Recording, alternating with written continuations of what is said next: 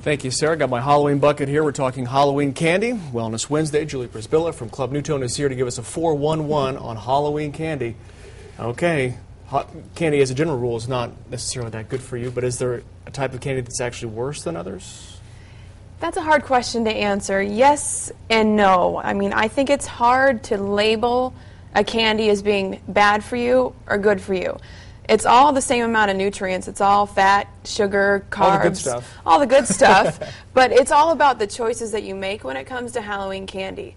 So, I mean, you could pick something that is relatively lower in calories and go and have it interact with your diet in a good way, or you could pick something a little bit higher in calories, higher in fat, and you may have to make some alterations in your diet as well to compensate for that.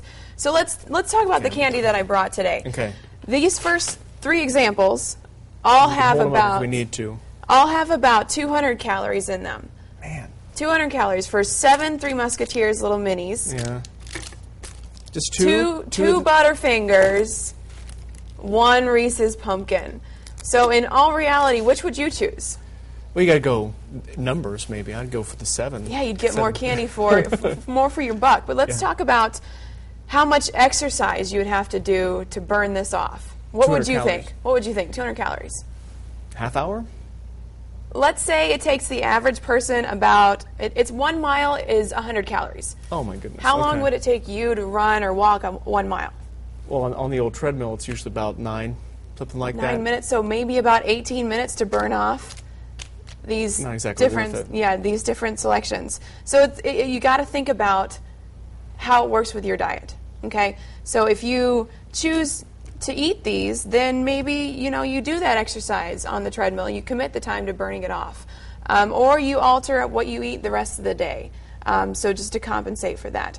The bottom line is, I don't think it's a good idea to label candies of either being good or bad for you, because in moderation, it can all fit within your diet. Yeah, as long as you're willing to put in the work too, right? True. Any other tips? Checking the labels, looking at the back of this and saying... A lot of the times... Oh my goodness. Yeah, a lot of the times these little candies don't have the labels, so you just have to be really informed on how much is in each serving. If you're like me, and if it's in your house, you'll eat it. Of course. Wait to buy the candy. America's not going to run out of candy, so go out to Walmart Halloween day. You'll get your candy for the trick-or-treaters that are most likely going to come to your house. Okay. Another good thing, pick candy that you don't like to hand out, so you won't be tempted. Nice. So you won't be tempted. Okay, because usually it was the apples and toothbrushes I try to stay away from. Now it's the candy I don't like.